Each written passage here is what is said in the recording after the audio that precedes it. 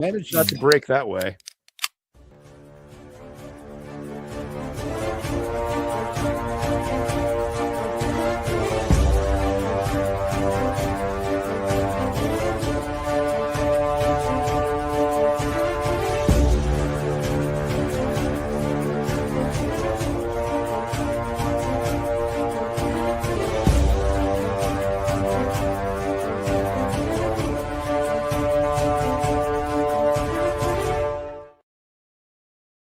Hey, everybody, welcome back. It's the SCB Steelers Podcast presented by DEK Roofing Incorporated of South Florida. Thank you so much. Did the opening play weird for everybody, or was it just me?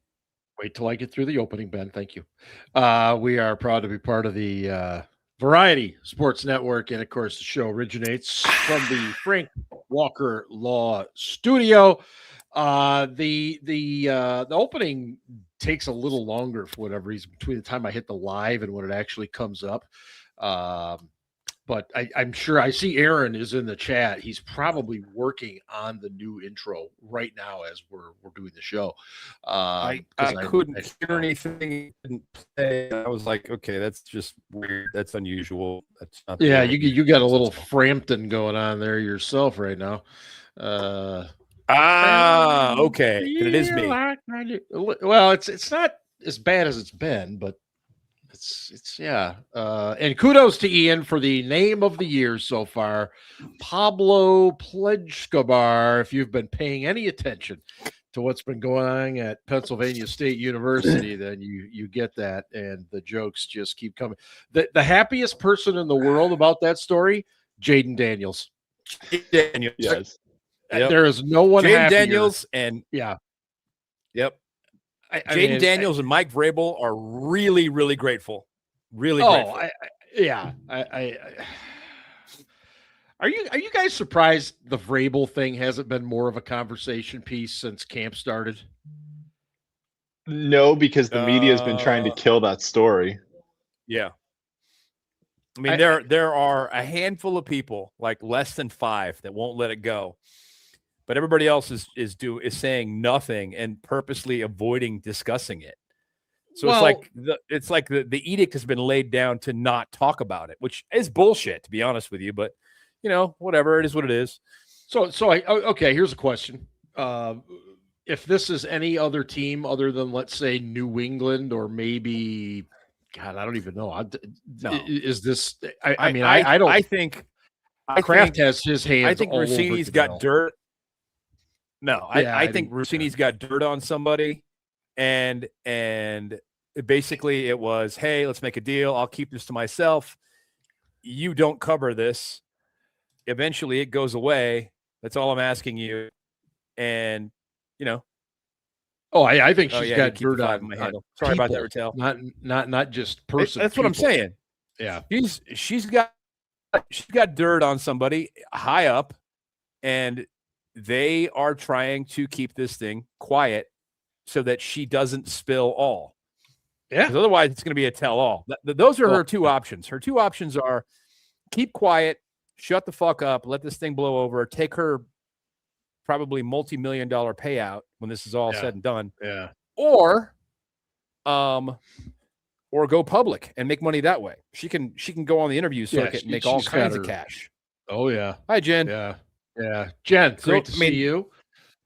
Whoever this is has a vested interest in just keeping her quiet, and the way that they keep her quiet is by keeping that story quiet.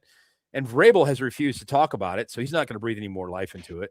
Well, but it's not like anybody's really been asking him about it, though, either. I mean, that's probably true. No, they've already been told. You bring it up in training camp, you're out. You're right, not for sure. That I can see in New England. In Boston, I can absolutely see that. Yeah, somewhere else, no, not necessarily. Right. So I think you're right. That and the fact that Vrabel's wife keeps being seen with him in public, like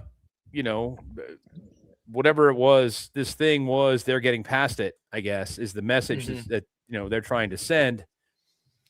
I don't know what the deal was there. I mean, but, it's. I mean, look, I hope they do. I hope they have good relationship going forward. Everything's wonderful for both of them. If your wife publicly humiliated you like that, would you be able to just go move on and just be like, oh well, it's just a mistake? You know what, Ben? Everybody's different, and we all have different ways of handling adversity and all that kind of stuff. And I'm not gonna dive too much deeper in than we already have. I'd be out. I'll just tell you. No, I respect that. Like, see you later. Yeah. I totally don't trust you anymore. Never will again. Have a nice life. Just a short time ago. Good point by Cliff in the chat here, though. It's not like New England's ownership has a wonderful history of citizenship. Hypocrisy is the name of the game in all walks of American culture right now. So why wouldn't this be? Yeah, Cliff. I don't know, dude. At least Robert Kraft said, you know what? I did do that, and I'm sorry. Yeah, he owned it. He did. I'll give him some credit for that. Okay. A lot of owners just try and duck it and take no responsibility at all. And it's still a shitty thing. And, he shouldn't have done it, but at least he owned it. Well, yeah. And hopefully he does better going forward. Yep. I agree. There was a nugget shared a short time ago by Jordan Schultz, an NFL insider, that he's suggesting that that's very funny, Aaron, giving him a hand. Mm-hmm. He suggested that Joey Porter Jr. might be trade bait. Ben, I think you nailed this when we were chatting before the show. This is a classic agent type move. 100%. What is the agent hoping to get out of this? He's hoping to get movement one way or another. But the agent is basically calling Jordan Schultz and saying, hey, people are back channeling me going, hey, is a trade a possibility here? Should we be exploring this? Mm-hmm. How the fuck? There's no space in that. Jesus. Burner, I'm drinking tequila. I was trying to tell you in the chat. Go ahead. Well, Ian, let me ask you, would you be open to that if a team offered the right thing? I mean, what are we talking? If someone offers me 2 first-round picks, yeah, I'm jumping all over that. If someone and I said 2 first-round picks purposefully because that's what Sauce Gardner got, which Joey's not on the same level as Sauce Gardner, but the Colts gave up a lot to get Sauce Gardner. So, I think if someone called me and said, hey, I'll give you 2 first-round picks for Joey Porter Jr., every player has a price, and every GM calls around. We talk about this at draft time. Every GM worth their salt has a running list of, what someone is willing to go for. Myles Garrett got traded for, crying out loud, right? Everyone is willing to make a move at some price. Sometimes it's a ridiculous price, like 3 first-round picks or whatever. But every player, a GM will be like, well, I can't turn this down. This is a Vito Corleone offer, right? This is an offer I can't refuse. Yeah, and that's what I'm just simply getting at is what else did the Browns get? I don't think this trade's going to happen. I don't think any trade's going to happen involving Joey Porter Jr. But yeah, to your point, Ian, if somebody offers me something I just can't turn down, I'm taking it. Rattel makes a good point. Samuel's had a fantastic training camp in preseason. Ben has a very fair point. He does have that very significant injury history, including the spinal fusion surgery. So, there's a lot of ifs, buts, candies, and nuts going on here. But the bottom line is, if somebody offered me the moon and the stars, I'm listening. Because that's just how it works. And again, I don't think anything's going to happen. I still think this is going to get done here over the next couple of weeks. Here's the thing about trading players for draft picks. Okay. And the Steelers have traded a couple of I want to say high profile wide receivers over the last decade and traded them for what should have been premium picks in George Pickens and in Martavis Bryant. And what they got back when they drafted with those picks was shit. I'm just going to be honest with you. So it's really a question of what you're going to get back. Yeah. And cornerback is such a difficult position to find that I agree with Ian. It would have to be 2 firsts. It would have to be what the Colts gave up in order to move him. It would have to be that much. And, you know, if there are conversations and the Steelers actually say, sure, we'll trade him for 2 firsts, now the agent has even more of a basis, even more of an argument to say, well, then you're paying my guy the top of the market, just like Sauce is getting. Mm-hmm. Okay. So they're going to try and stay away from those conversations altogether. They're just going to say, no, we're not trading him. That's not happening. The end. It's never even going to be a thing. Do you anticipate actually, Ian, do you think can I jump in on this? Yeah. Is Gonzalez going to come in higher than Witherspoon? Yeah. Witherspoon was drafted top 5. Gonzalez was at 14. So I mean, teams do kind of take that into consideration. Does not mean shit. It does. No, it doesn't mean shit. It doesn't mean shit. It's impact on the field. Think about Xavier Howard when he was the highest paid corner in the league. Well, okay. Where was he drafted? Right. 41st.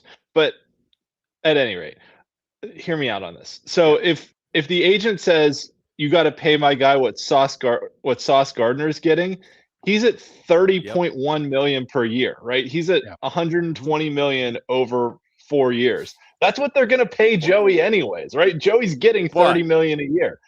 So, but like Sauce set the market at that 30.1. Yes. He was 100% of the market. The 100% of the market right now is 34.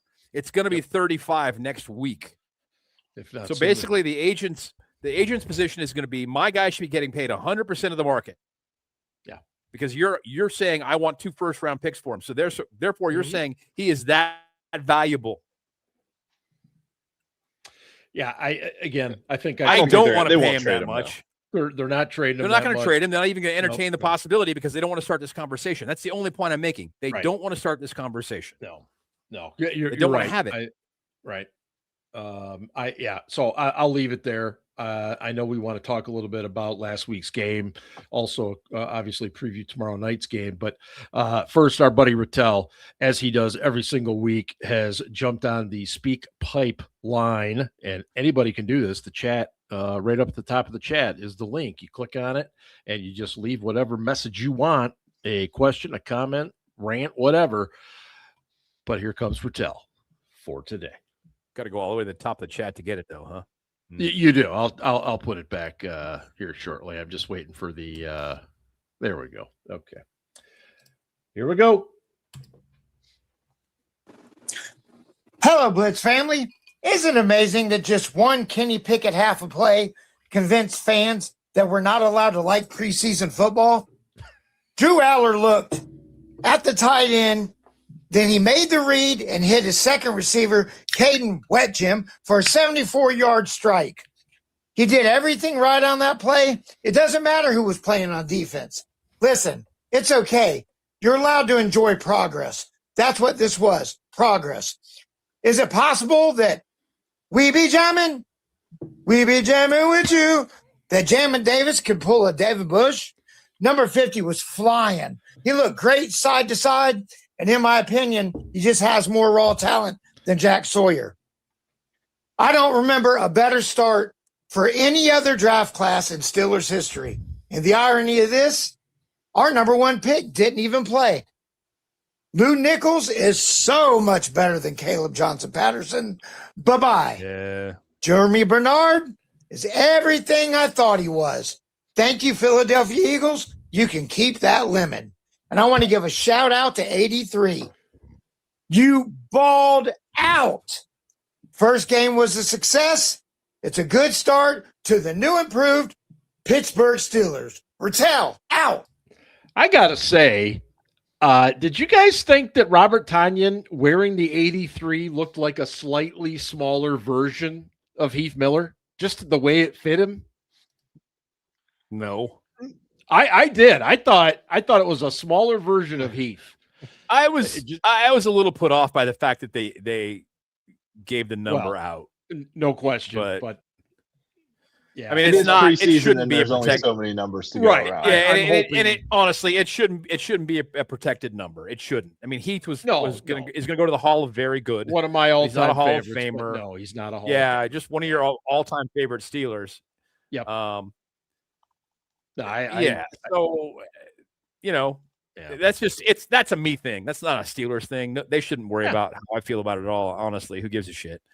But yeah, I did not think it looked like a slightly smaller. Fuck no. I just that the way it fit his shoulders and I don't know. I Nah, just was like, it's yeah, fucking like a smaller sacrilege. Heath. Well, it's, I mean, Ian, Connor Hayward and Kobe Hamilton both wore 83 after Heath Miller, so it's not like they it's true. even Yeah, stopped or retired it. yeah. I mean, Ian, it's not a tight end. Now it is. So it's like, Right. right. Yeah, I think he wore 85 when he was at Green Bay. Tanya, Maybe. I think I can't remember. Anyway, I don't know. Ian, what were your thoughts from the game last week, which I believe you were in attendance as well? I did Yeah. go to the game. Yes. Yeah. Took two of my boys who had never been to a game before, so they enjoyed it, had a good time. Till my 8-year-old got a little sleepy before halftime, and I made him stick it out till the fourth quarter. But that's what a good dad does, right? My 10-year-old loved it, had an absolute blast. So I think the Red Bull would have been fine. Go home. The biggest all wired up on caffeine and sugar. Hell yeah. The biggest takeaway, I think, for everyone was that they actually used the middle of the field, regardless of which quarterback was playing. Rudolph looked pretty bad to start, took 2 bad sacks, and then actually turned it on and had a decent drive down the field. But I think the utilization of the middle of the field is the biggest takeaway on the offensive side of the ball. I think the other thing that I definitely saw in the stadium for both quarterbacks, Aller and Howard, both got nice pops, applauses when they got announced and came out. But the moment didn't look too big for them, right? Like we've seen quarterbacks come out and just like completely shit themselves in the preseason and be like, oh my goodness, I'm on an NFL field. What do I do? This is crazy. Oh, we got to call timeout because the play clock's running out, right? Yep. Like they came in, they had prepared well. The staff had prepared them well. And, they came out and were able to execute things. And, when Aller was out there, I especially noticed that he was trying to kind of hurry things up between plays and like get up to the line. Let's get another play. Let's keep going. But he played in a no huddle in college too. So he's, used to that up tempo style. But I think the other thing with him was his mechanics looked a lot better than they did in college.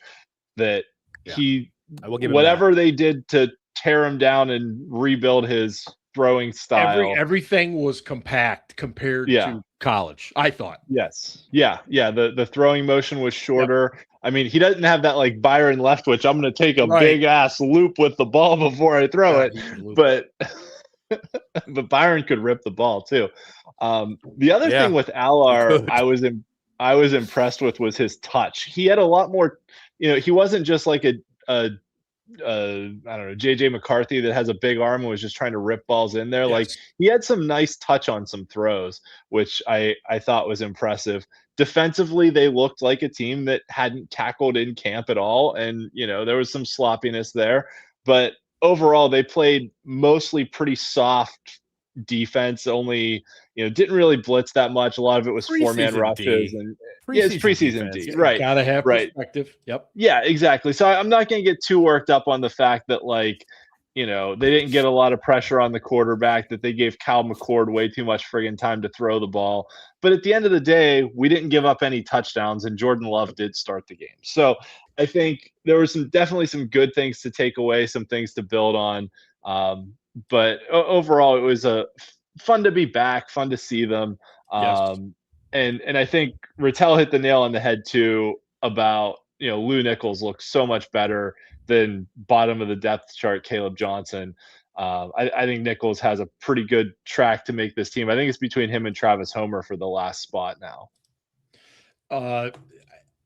There was the last running back spot. Yeah, there was a moment on the sidelines where Caleb Johnson was talking to a player, and I don't know who it was because he wasn't in a uniform. He was clearly not playing.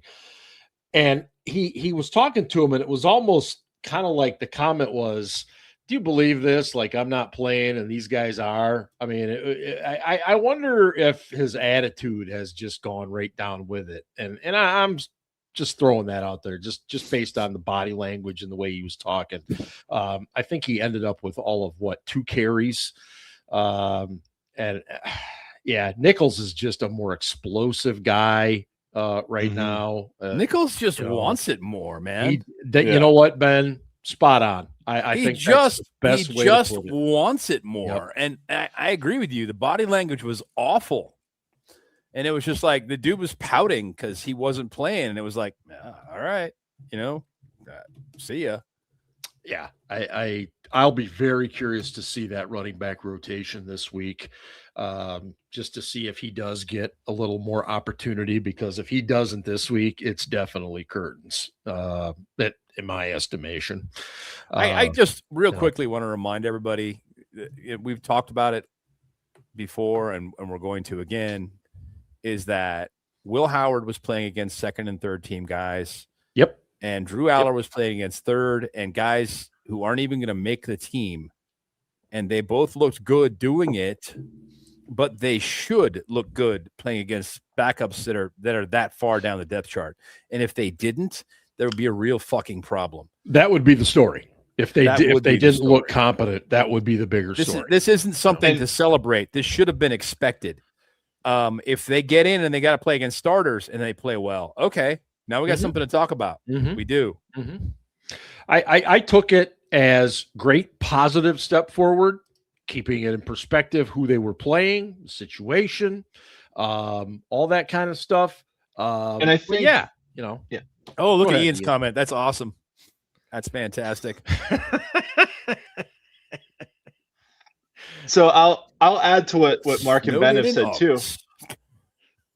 I think that the fact that Howard and Eller both look good, and my dad and I were talking about this as we were walking out of the game, they look good against backups. Absolutely. Yeah. And I think that led McCarthy to make the decision he did for this upcoming game that Howard's going to start and get the first half and Aller's going to get the second half. Because my dad and I were talking about it, and I said, hey, it's great to see them do well against guys who are going to be working at Quickie Mart in a few weeks.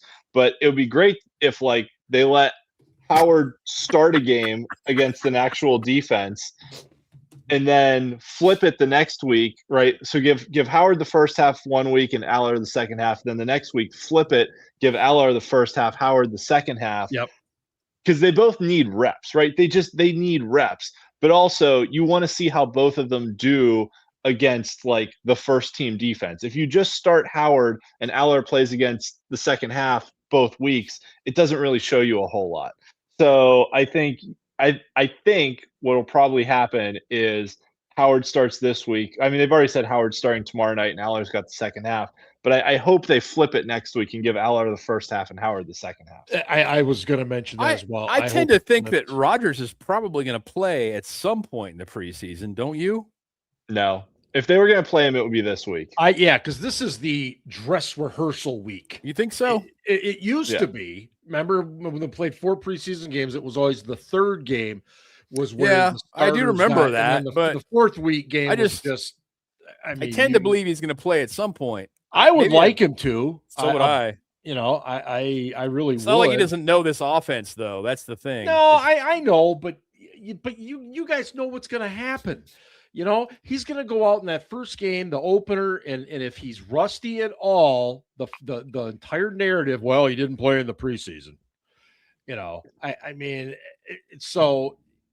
They've done that for years now, though. Russell Wilson didn't play in the preseason, and Rodgers. Look how well that turned out. Yeah, well, Russell Wilson didn't play in the preseason. That did not work out well. No. Kenny Pickett played a perfect preseason once, and look how that turned out shitty, which kind of tells me the preseason doesn't mean dick.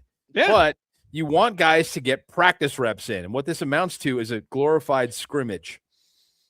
Did you guys catch Mason Rudolph's comments, and I think there's a lot of people in the media that are running with this way too much. And maybe it's just the way I interpret. I think it's legitimate. Well, no, just let me finish. Okay. I thought his comment was more directed at Ben Roethlisberger. A lot of the media is part of it that it was a shot at Tomlin. I didn't see it as I didn't take it as a shot at Tomlin. Okay, well, Tomlin really didn't do much with the offense. He didn't really have much to do. That's part of my reasoning why. Right. Okay, there. But Tomlin did talk with the quarterbacks specifically every week. Yep. And had his hands in things so much as knowing where guys were, knowing how they were being developed. Yeah.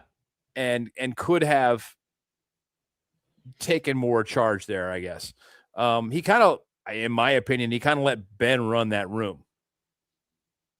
Oh, it was kind of whatever Ben wanted. Right. And so Ben set the tone. So it was absolutely a shot at Ben. And, and that's how I took it. I just see some people that are taking it as it was. That is 100% legitimate. And I think it might be a legitimate gripe too. Yeah. I think he's jealous because it's a better offense, but he's jealous because these guys are getting so much more attention. They're getting so much more. There are a lot more quarterback specific coaches on this staff than we have seen in Pittsburgh in decades. Yeah. Maybe ever. Mm-hmm. So that has a lot to do with it. No, you're right. Vinny, I wanted to mention we did talk in the opening a little bit about JPJ and the trade stuff. So it's not that we're avoiding it, but we did discuss it. I know you mentioned it a little while ago in the chat. I don't know if Mason never kissed the ring. I don't know if that's legitimate. I think Mason has done and said everything right as a Steeler. I really do. I mean, even when he played like shit, which he frequently did, he owned it. So I really don't have any criticisms there. I don't think the guy has been indignant at all. No, he's been a great temeate by all accounts. Yeah, I just think that he and Ben just didn't get along. And, I mean, depending on who you listen to, it was Ben's fault or it was Mason's fault. Most people say it was Ben's fault. But they just didn't get along. We've all had people we worked with that we didn't like. And we've heard Scarps talk a little bit about the way that locker room was organized and how Ben kind of had that almost corner area, secret room, if you will. And I think there is something to the fact that when you look at the people that Aaron Rodgers had on his little last rodeo trip, there's no question that these quarterbacks have a circle. And I think Ben had a circle. Mason wasn't invited to be in it. No, Ben's circle was strictly the offensive lineman. Pretty much. Yeah. That was it. Yeah. Yep. I mean, he didn't invite any of the quarterbacks to his little events. He invited. He got along with Landry, but I don't think he ever made. He got along great with Landry, but he didn't invite him to Georgia. No, he invited the wide receivers to Georgia to throw the ball. Right.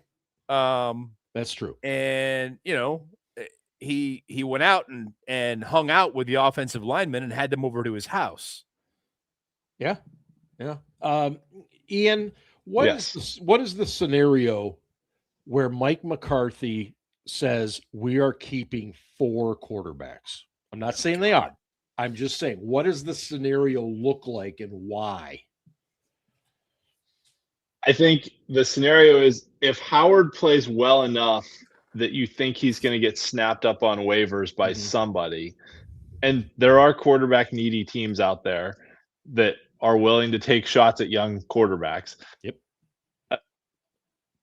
If you think you can't get him through waivers to the practice squad, then all of a sudden it becomes, okay, we might have to keep 4 because if they're in win now mode, which they are, if they want to win now, you keep Mason Rudolph as the backup because if Aaron Rodgers gets hurt, he gives you your best chance to go out there and still keep winning. Okay. As a veteran backup. Okay.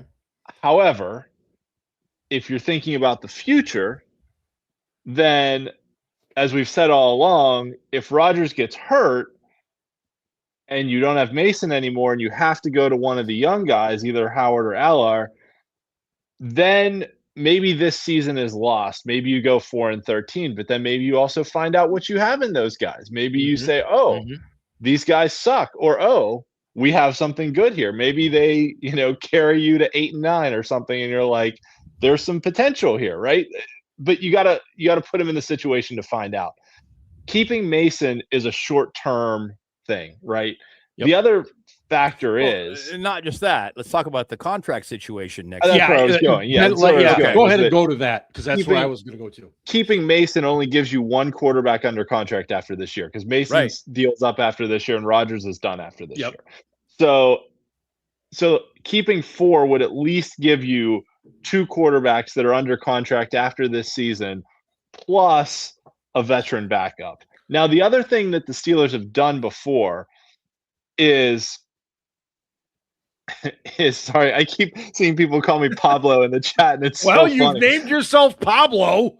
That's true. The cocaine memes are hilarious. At any rate, as the great Rick James once said, cocaine's a hell of a drug. It is.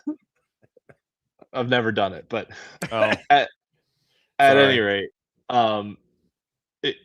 keeping 4, what they've done in the past also is they've kept guys in the initial cut that they didn't think could get through waivers, and then like a couple days later tried to swap them around and be like, all right, we're going to cut you now and try and get you back to the practice squad after everyone else has kind of settled all the initial waivers. So that's another possibility, that the 53 that's the initial 53 isn't always the 53 that goes into week 1. No, it's not. It always changes.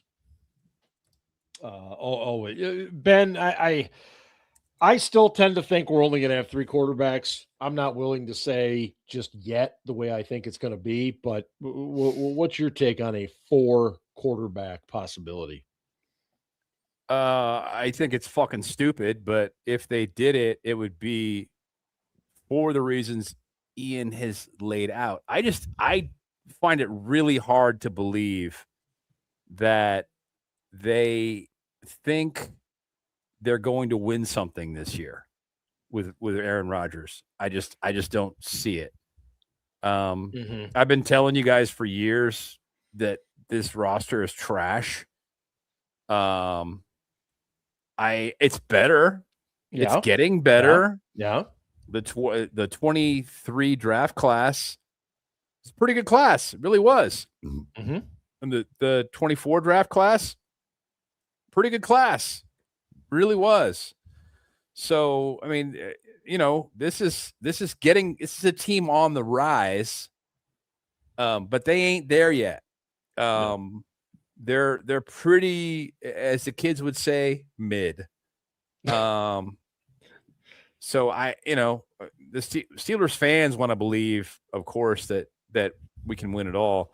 But I mean, Browns fans want to believe that shit too. All fans want to believe it. I get that. I understand the desire to, but I have to look at things. I have to look at things from both a historical standpoint, but also based upon cause and effect. Okay. So pragmatically, this team is going through change schematically. So they're learning a whole new defense. A lot of the guys say they like it better. They're learning a whole new offense. A lot of the guys say they like it better, but it's new, and change is always painful. And on top of that, the CPA, it kind of limits the amount of hours you can spend practicing. Yes, which is why they're practicing at a quicker tempo this year than they have in years past, and I can appreciate that. I really can. But I think it's gonna be a little sloppy for a while. And you can't win in the NFL with sloppy play. So I just think initially it's going to be a little tough. And, we'll kind of see where it goes. I hope they have fun this year and they have something they can build on next year. But I again, getting back to the quarterback's question, I just don't think this is a team that the Steelers realistically believe can win a Super Bowl, because it ain't a Super Bowl caliber team. Does that matter though? because we've heard the comments about AR2 just wanting to make sure he puts a competitive product out there. Right. And to me, when you say I want a competitive product, I hear we're going to put the best team we can out there, knowing we probably aren't going to make the Super Bowl. So when you've got to drive fan interest, that's important. Absolutely. I get that. You're running a business. I understand it. By the same token, I mean, maybe you keep 4 guys because you're like, gosh, we really like these quarterbacks, and we only have 2 quarterbacks under contract after this year. Maybe you try the old, we'll carry a quarterback for a few days and then cut him and try and slide him onto the practice squad. A team can still sign somebody off of your practice squad. Oh, yeah. Yeah. As much as the rules have changed, it's still, Sebastian Castro. I am of the belief that Drew Aller, how the fuck do you say his name? I say Aller. I just say Aller. All right, Aller it is. Drew Aller is going to be QB3 this year. He's locked in. Yep. No matter what he does, that's where he's going to be. Yep. He won't play. It's a and great maybe comment that's from Tom. Maybe that's what he needs. Maybe he needs a year, a redshirt season where he's just learning. You know what I mean? And that'll serve him. So I'm good with that. I'm fine with it. And maybe they. I mean, people forget Aaron Rodgers had redshirt years for sure. Lots of them. Yeah, there have been some pretty damn good quarterbacks that had redshirt years. I think the team would be better suited if they kept Mason, which fucking Scarps would love to hear that. He'd love it if he was on the show right now. Oh, the team would be better served this year if they kept Mason. Long term, they're better off keeping Will Howard and making him QB2. So what do I think they're going to do? I think McCarthy has done it before where he kept 2 young backups and rolled with it and just kind of let the chips fall where they may. It's dicey with a guy like Rodgers, though, because he's so fucking the old. difference in this case. Yep. And the thing is, though, I mean, honestly, I think this is like an 8-win team at best. So does it really matter? Well, I unfortunately we can't necessarily predict that. Well, we can predict Kevin, other teams can poach players off of your practice squad. Yes, you can try and hide players there, and you will. So other teams can sign them off. And if Will Howard or Drew Aller are on our practice squad, especially Aller because he's got the big arm, they're gone. Oh my God, he'd be like that. Sebastian Castro, the safety, is a good example because last year Tampa Bay signed him off of our practice squad. He played in 3 games because you got to go to the active roster. He played in a couple of games for the Bucks. He was released. He came back to Pittsburgh. So that's kind of how that works. Before we talk offensive line or defensive line as well. And if a team wants to sign someone to their active roster from your practice squad, you have the opportunity to promote them also. Yes. And then the player kind of gets to choose. So it's not like they can just sign them and you have no right of first refusal. I'm not at liberty to that. I can't believe you posted that. I'm not at liberty to say where Scarps is tonight because I don't know where he is. I think he told us it was a work function, but I think he had a work event. Yeah, that was like a month ago that he told us that. But I want to go back to breakfast yesterday. What's that? What he said. So I don't know what I had for breakfast yesterday. True. I don't know what he told us a month ago. True. Exactly, dude. It was something, and I accused him of stuff. There it is. I want to go back to Aaron's comment before we talk about the Lions. What do you need to see from Will Howard tomorrow to say, okay, he's not being cut? Smart play. Yeah. I need to see smart play from Will Howard because he doesn't have the arm talent that he doesn't have the arm talent that Mason Rudolph has. Okay. Let's be honest. He doesn't have it. So what is, but Ben, what is smart play look like? Because I know exactly what I'm thinking in my mind. It means running up to the line, looking at the defense, changing the protection if necessary, changing the play at the line of scrimmage, putting his team in the best position to convert that set of downs, and executing successful drives. I need to see smart fucking play, because honestly, if Howard isn't a really smart guy, he's not going to make it in the NFL. He doesn't have the NFL arm. No, I mean, Howard reminds me a little bit of like a Brock Purdy, right? That he doesn't have the best arm, but if he can get by on his smarts and seeing the field and making good decisions. Purdy's more mobile, a lot more mobile.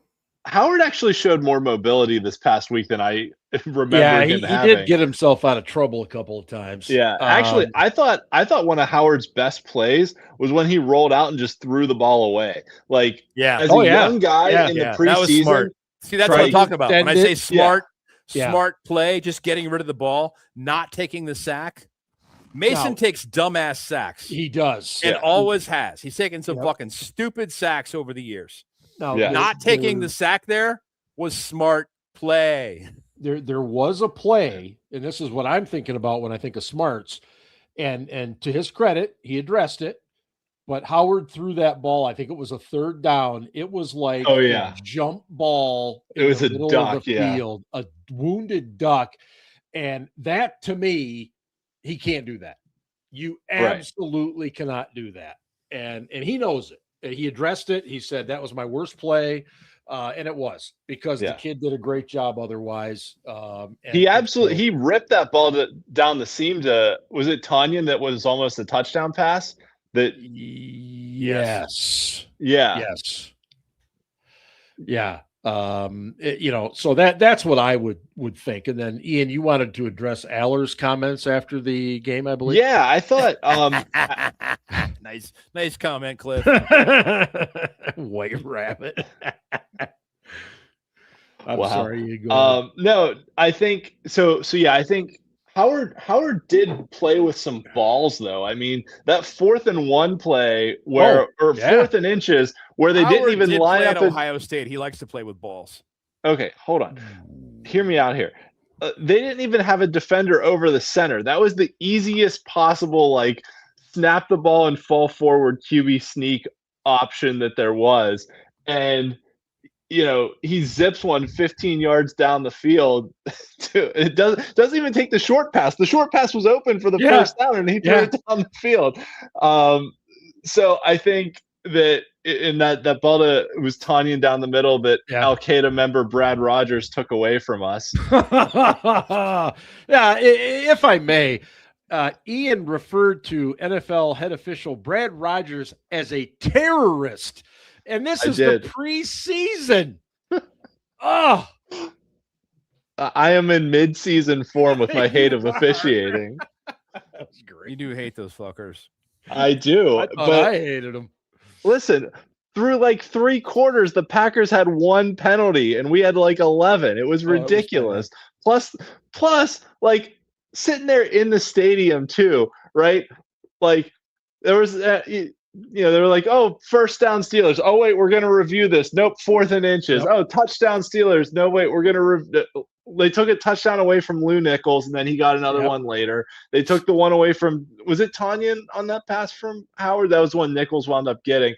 But it was like, come on, guys. Like, it's the preseason. We don't need to be wasting 5 minutes reviewing plays in the preseason, right? Like, as the old saying, Ian, and you know this as well as I do, it's the preseason for the officials too.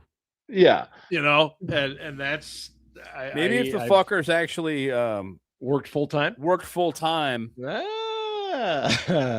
we'll see how it goes this week. Ben is here openly advocating to make an Al-Qaeda member full time for the NFL. All right, I got you. Wow.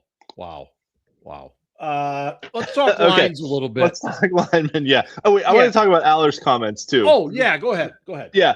So the Steelers Twitter account posted Drew Aller's full comments after the game, and he's a rookie. It's his first game, so maybe he said some things that like a seasoned PR professional would tell him like not to say. But I thought like A, he was very well spoken, but B, he had some really insightful things to say about like the way he approached the game and how he was thinking about it and how he processed things.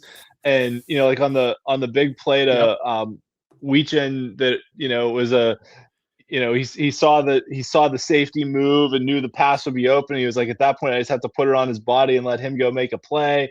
And, he was talking a lot about his footwork too. He was like, I had really bad footwork on the one play. I'll probably get a negative grade for that, but I was really trying to make sure my footwork was good. And, the other thing too that he said in the interview was about not only how much freedom the quarterbacks have to like change protections and call hot routes and things like that we know previous offensive coordinators did not give the quarterbacks that leeway, right? Like Russell Wilson and Fart Smith were at odds because we've had some drinks, right? We're at odds because Russ went out and was calling his own plays. And we only scored 44 points that game too. Right. Yeah. So the leeway that the quarterbacks got, but then even him talking about like, oh yeah, in this play, it was an extended play, so we were into our scramble rules, and the receivers know what to do. That was the first time I've ever heard a Steelers quarterback talk about how they have like scramble rules, and they may have had them before and they just didn't talk about them. But like for McCarthy to come in and install this stuff, and for rookies to pick up on it and be on this essentially the same page as their receivers. A great comment clip I saw of Brad Rogers. That's a good one. That we'll see who the officials are this week. I'll have to come up with something new for them. Generally, teams have scramble. Yes, right. But I think for them to pick up on it and for him to know and the receivers to know and be on the same page.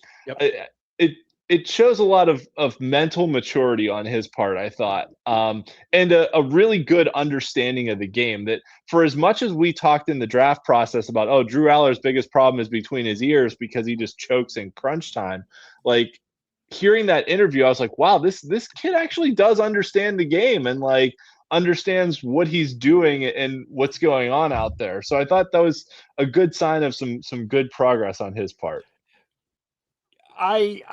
Anytime I hear a quarterback talk about the things that he didn't do well, the things he can do better at, I'm always encouraged because, just like we talk about every receiver is a diva.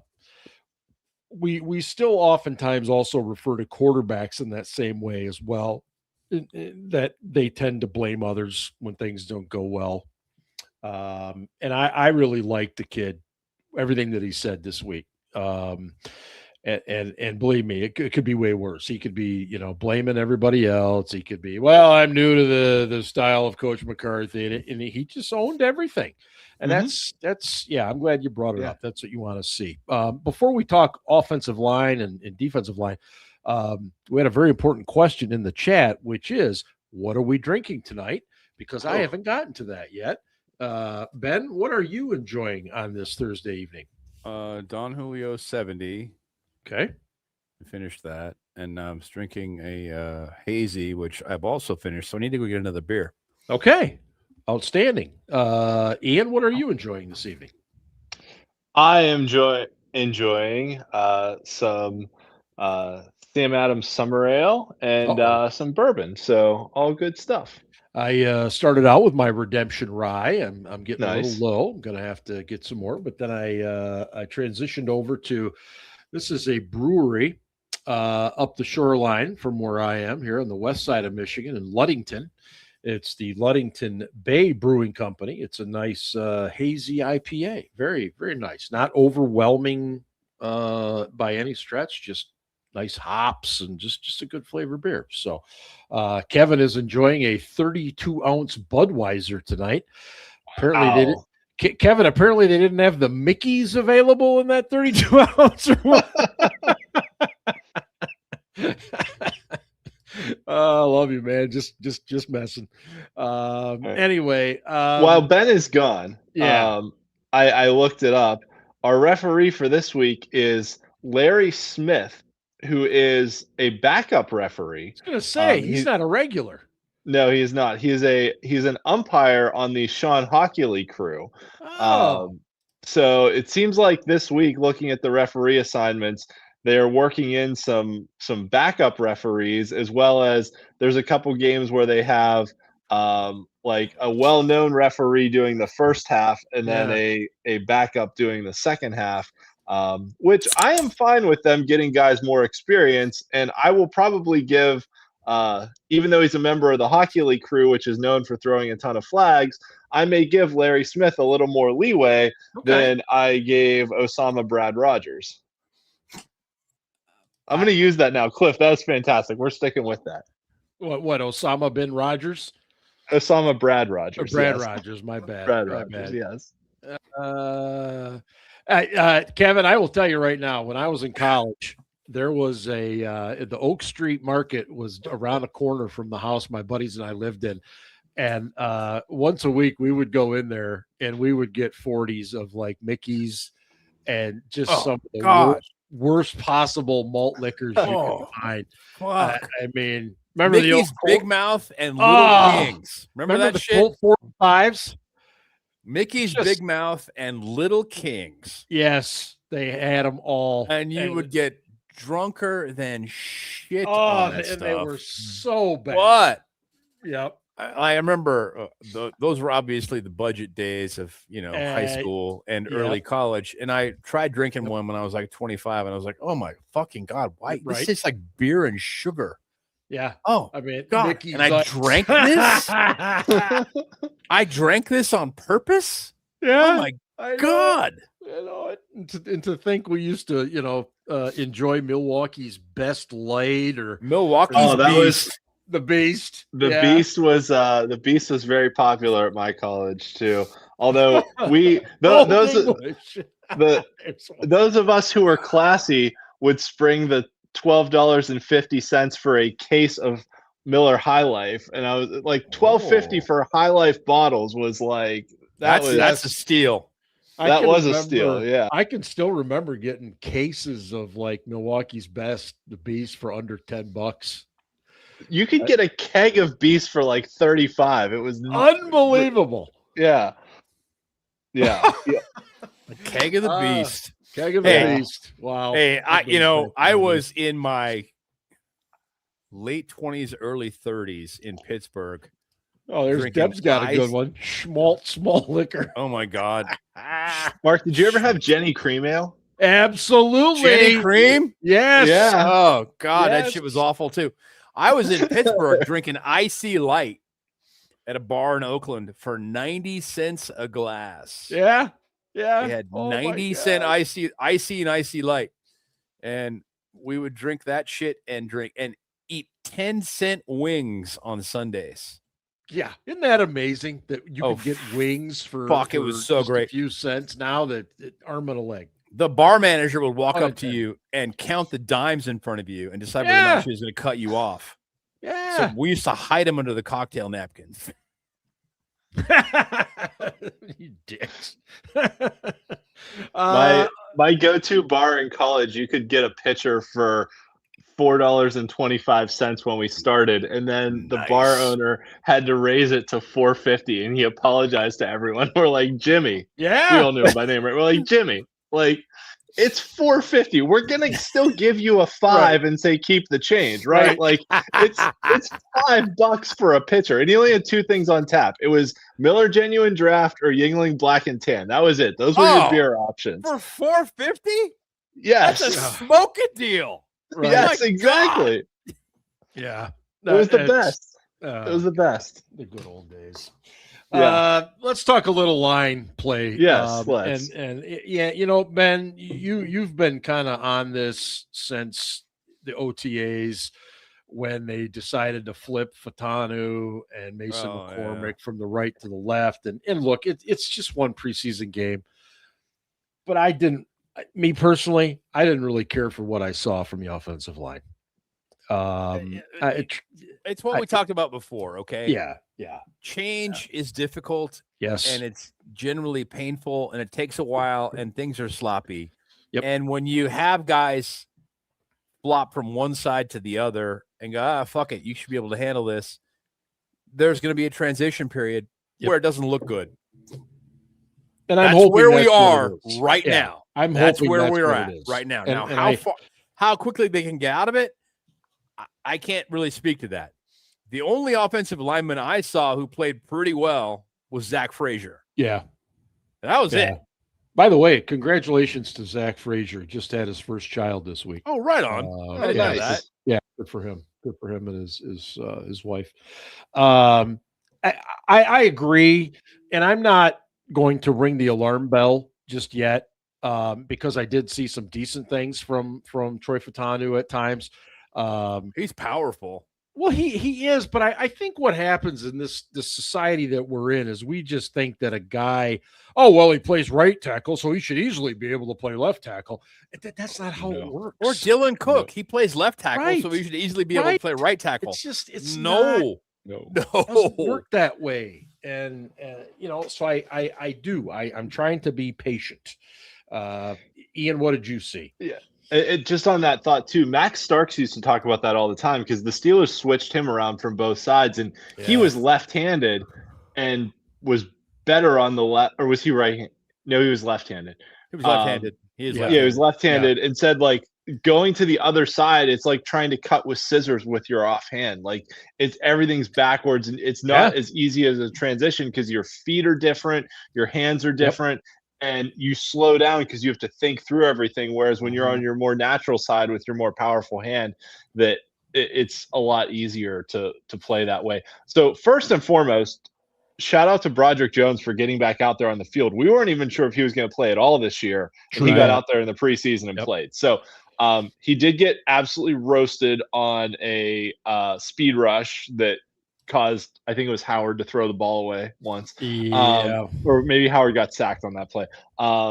But he got out there and played. I think there was definitely a lot of growing pains all around. The line, the offensive line got pushed back a lot, especially the first stringers when Rudolph was out there.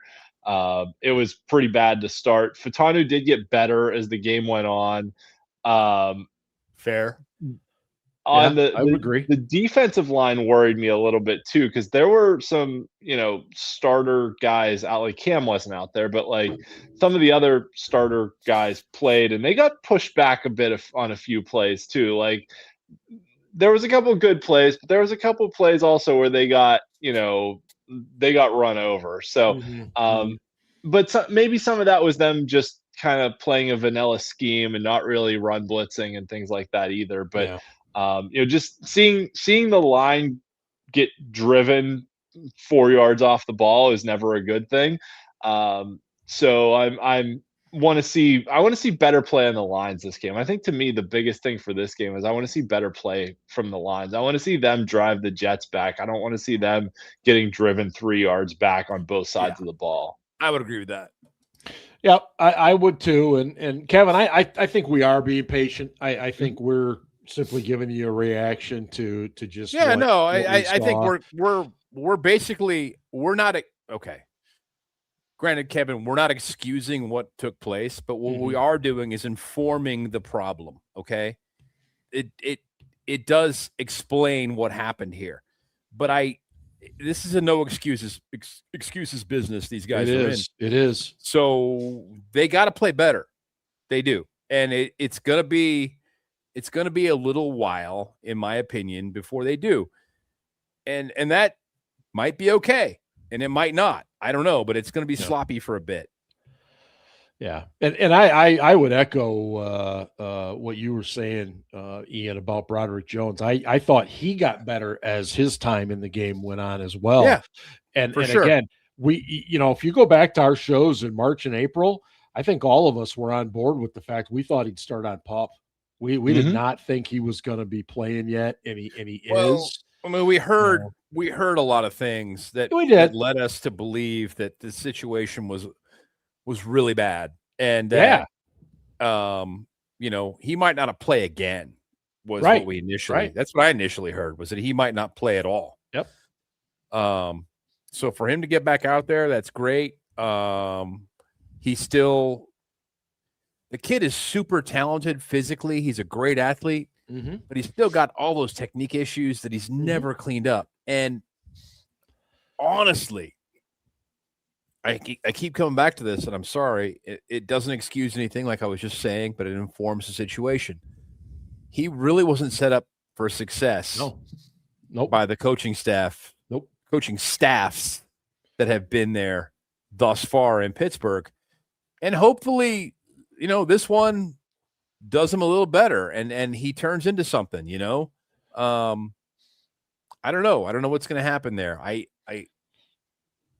wonder if he's going to play another year or two in Pittsburgh and leave and that he might turn into something good somewhere else. I look at him and I often think about a construction worker who has spent, a decent part of their life, on a bulldozer. And then all of a sudden the boss says, hey, we're going to shift you over to the excavator, and you haven't been on an excavator ever. It's going to take time, to get the feel, to know how to use it just right. And the Steelers, as Ben said, did not do him any favors by flipping him back and forth all the time. So I'm trying to have some patience with him, but at the same time, I think it was fantastic that he was even able to go out there and play as long as he did. So we'll take that for sure. So the Jets come in tomorrow night, guys, and we talked a little bit about tomorrow the at 4.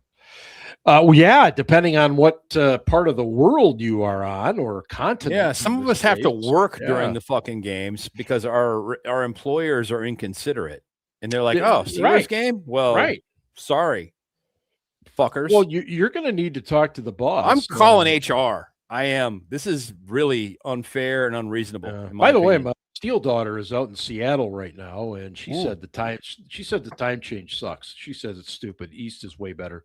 She's wrong, but that's fine. It is her right to be incorrect if that's what she wants to do. Does she live in here now? She live in the Northwest? She is going on an Alaskan cruise tomorrow. Oh, nice. Wow. Yeah. Yep, she saved up her pennies. It's something she always wanted to do. So good for her. Her off at the airport at 3 a.m. this morning. This is the time of year to do it, my friend. Yep. She's going to do. Tell her the first day to stay up and go to bed at the regular time, and then it makes it a lot easier to adjust. Okay. All right. I will pass that on. But she's going to already be asleep though. It's 11 o'clock. Might be. She's done all of Seattle today. Let's put it that way. In any case, defensively, let's talk a little defense. Steelers bring in Landon Roberts.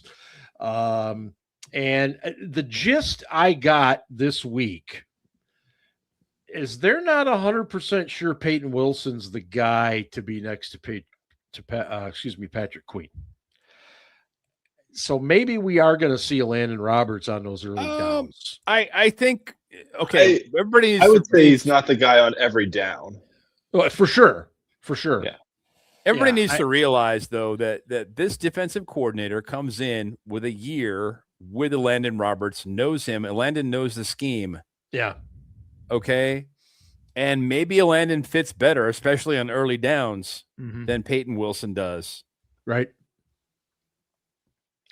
I obviously, and that's where I'm at too. I think they might platoon it a little bit, kind of like a baseball team will platoon against left or right-handed pitchers. You put your run stuffer out there on first down, maybe second down, then you bring in Wilson in obvious passing situations, and that's not the worst situation in the world to be in, to have a 3-guy rotation like that.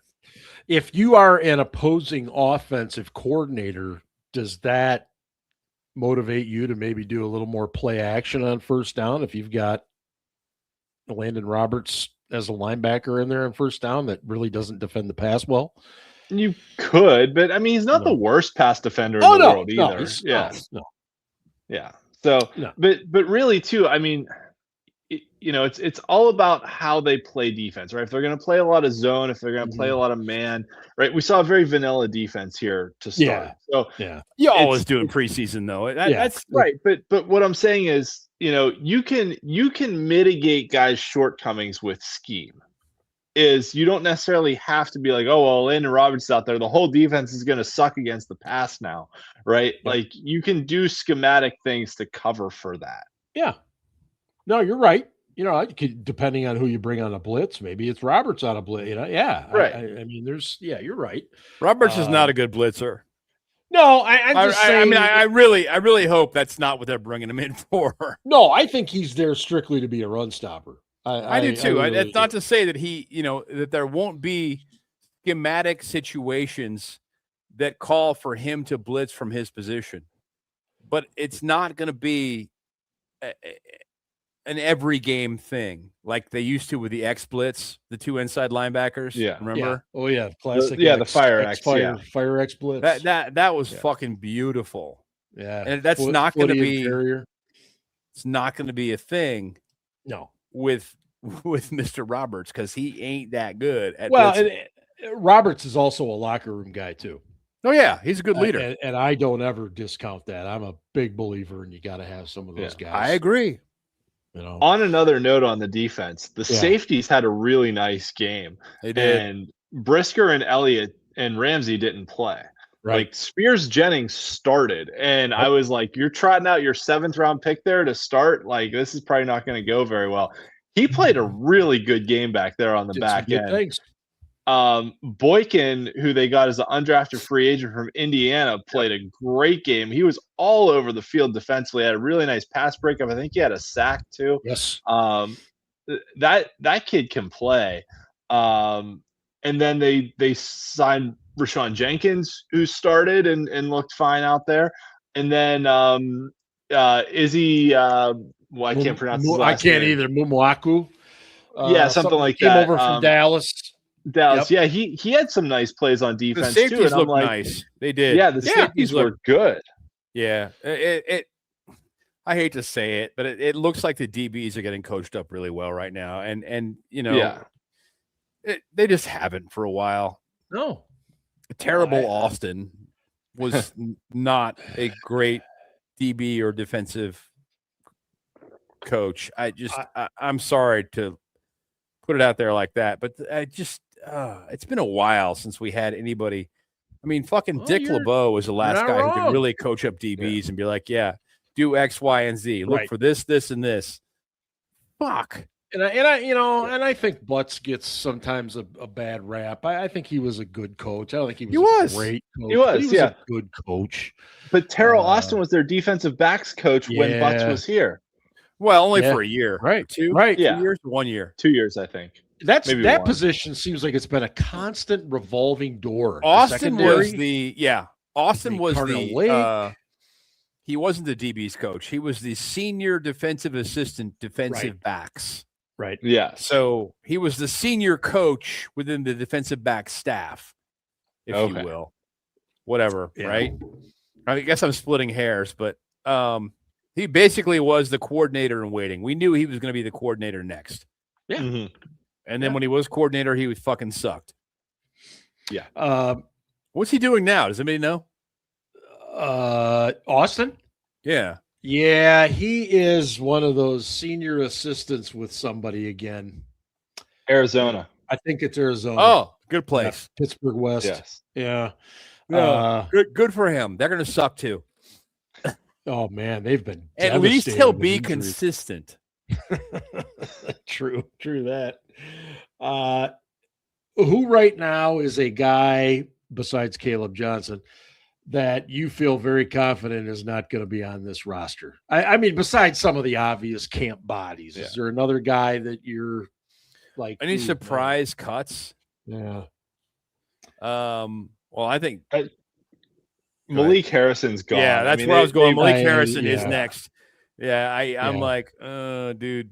Yeah, you almost wonder, shouldn't they just cut him now? Just do him a favor as a veteran. Just say, I mean, look, he Malik, definitely. Well, remember they used to be first cuts. Now there are no more first cuts. No. They used to have the stages. And they don't have that. I think Eli Heidenreich is getting cut. I'm sorry, I do. I don't think you say outright or practice squad. I think he's getting cut. Maybe he'll get signed to the practice squad. Okay. But I don't think anybody's picking him up. I think he's just getting cut. Ian, I'm not worried about somebody snatching him, even though he's got measurables like Christian McCaffrey, and we should really like. No, he does. I mean, that dude does. He's not in Christian McCaffrey's class. It's not even close. Shut the fuck up. Stop. Ian, you made a point from your vantage point in the stadium when you were watching Heidenreich. Yeah, and listen, let me preface this. Like, I would love to see Eli Heidenreich succeed. Of course. I saw him play in high school. You know, he grew up very close to where I live now. You know, that and I hope he does succeed. Yeah. I think practice squad's probably the best spot for him right now. For sure. I think and yes, he was playing with, you know, the third and fourth string line. You know, people were tweeting stats after the game like, oh, you know, he got 20 of his 23 yards came after contact. So, like, yes, he was out there, he was grinding, he was working hard, but and to contradict Ben's point slightly, like, you know, if you use RAS or Mock Draftable or any of those sites and plug in the measurables, yes, the measurables of Heidenreich and McCaffrey are similar. But just because you have similar athletic testing doesn't mean you're the same player. So Ben's point is correct. Yeah.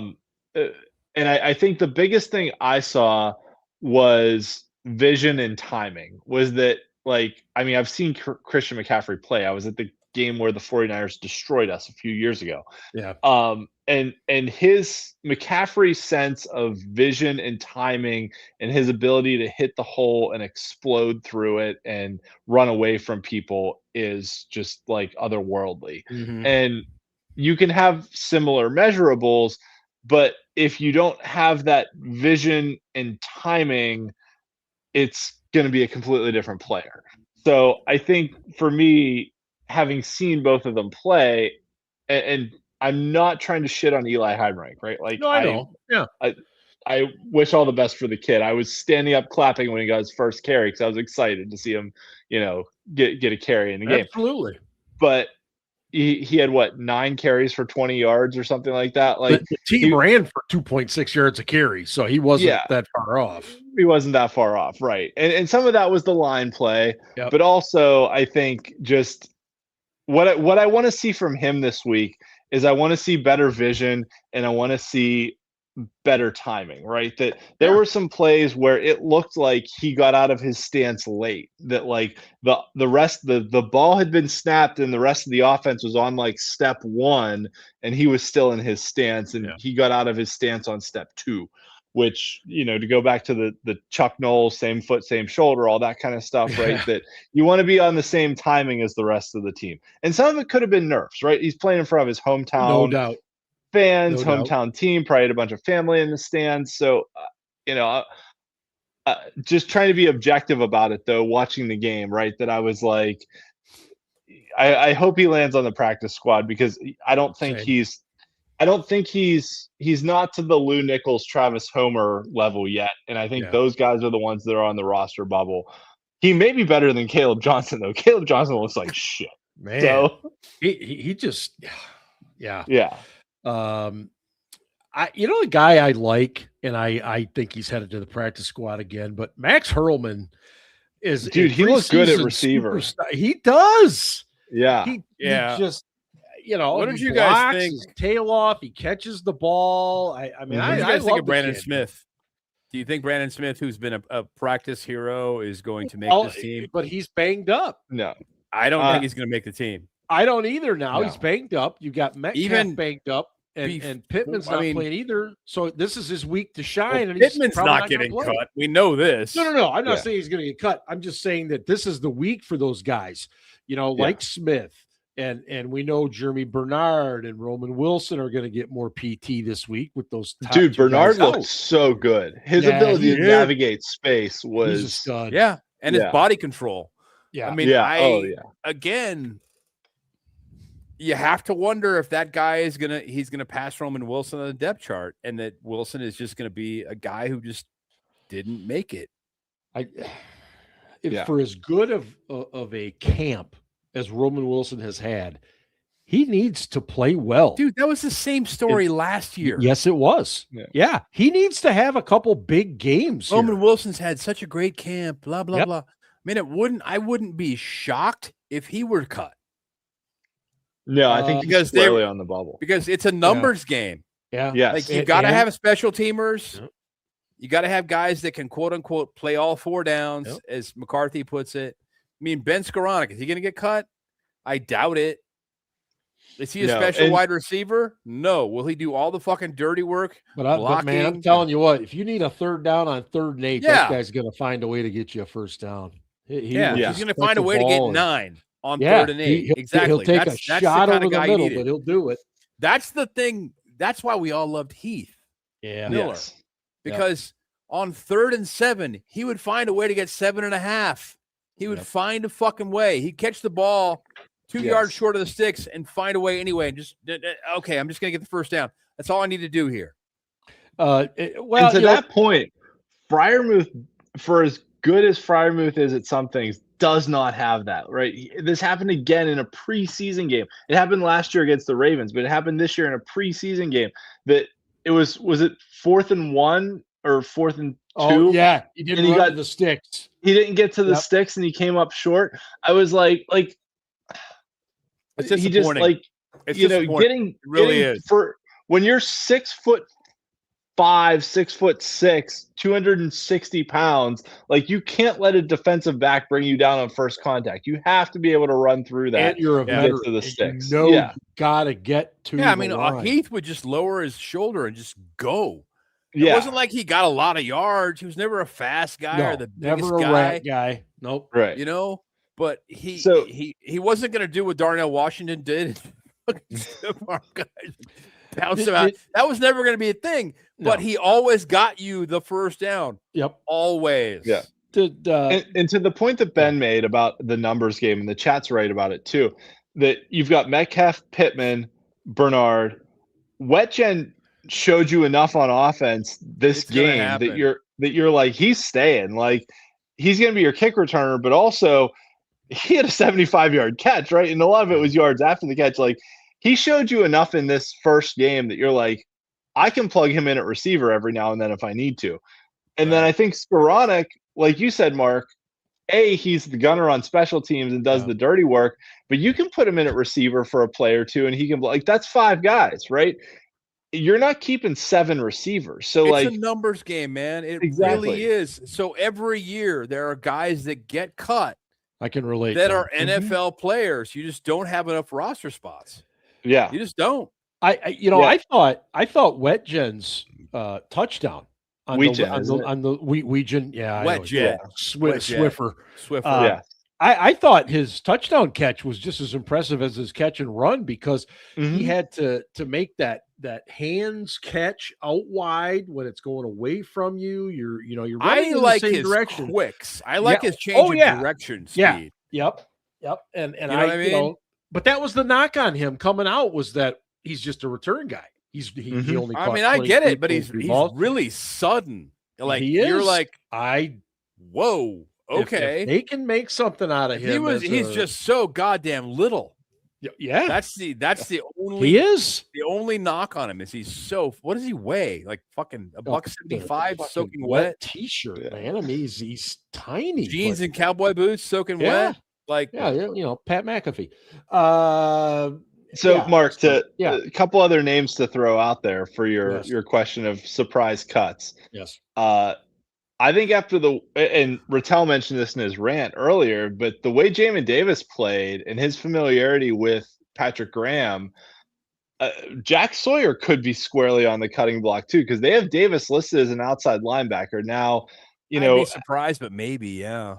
Having because when Davis came out, he was a first-round pick, but he was more of an inside backer kind of guy. He was when he was drafted. Yep. Yeah. And maybe he's a little of that Arthur Moats kind of hybrid, could play inside, could play outside. But I think, once again, Scarps always says this, right? this is not Mike Tomlin's team anymore. Mike McCarthy Exactly. doesn't have any He has no loyalty Yep. to the guys Tomlin drafted. So Sawyer, I don't know, like Sawyer's an effort guy. I appreciate him, but Davis played a really good game.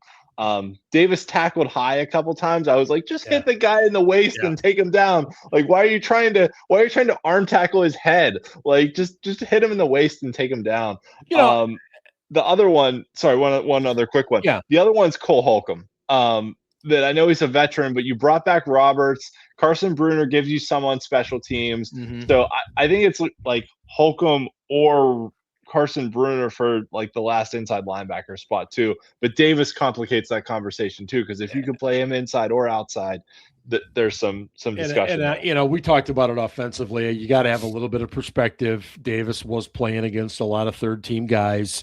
But again, you want him to dominate the way that he did against third team guys. So I'm guessing this week we're probably going to see him against a few ones and obviously the twos and see what he does, because he's definitely more sudden than Jack Sawyer is. Mm-hmm.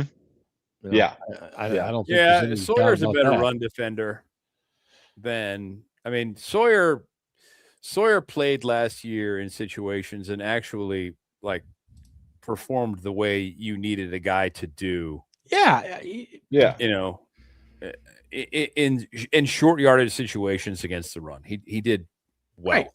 Right. I mean, he is not going to be a sack machine. He's not going to be that. No, he's never going to be that kind of a guy, because he's just not. He's not sudden enough. He's not fast. Maybe he's got moves, but the guy's just not. He's not that kind of an athlete. Yeah.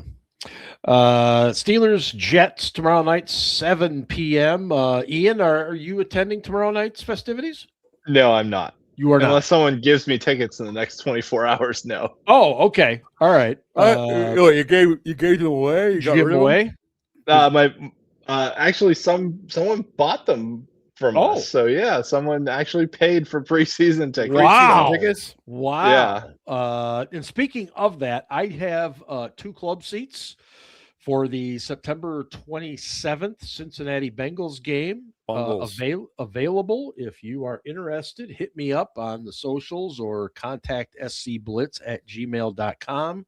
And face value, 2 club seats, great seats, access to the club back there.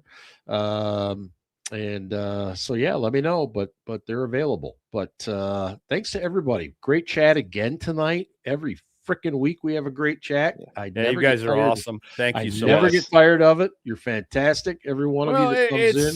It just makes the show more fun to do, but you also give us a lot of material. Yeah. It's hard to believe we used to do this when there wasn't a chat. Yeah, we had to rely upon Mark to come up with an agenda before. Not good. While we were sober. Yeah. Because we've had some drinks. I don't know if he knows we drink during this show, but we do. Yeah, well, occasionally. But anyway, hope everybody enjoys the game tomorrow night. Hopefully the Steelers stay healthy heading into that final preseason contest. And as always, thank you to DEK Roofing and Variety Sports Network, and of course Frank Walker Law. And thank you to the fans, whether you're watching, listening live, or on your own time. We love you guys. Thanks so much. Like, subscribe, all that wonderful stuff. And yes, we will tell Scarps you all said hello. We'll tell him you said he sucks. Thanks, Tom. We agree. Well done, Tom. Well done. Hey, have a great weekend, kind of a little everybody. bitch for missing the show tonight. And as always, go Steelers. Ravens suck. We've had some drinks. So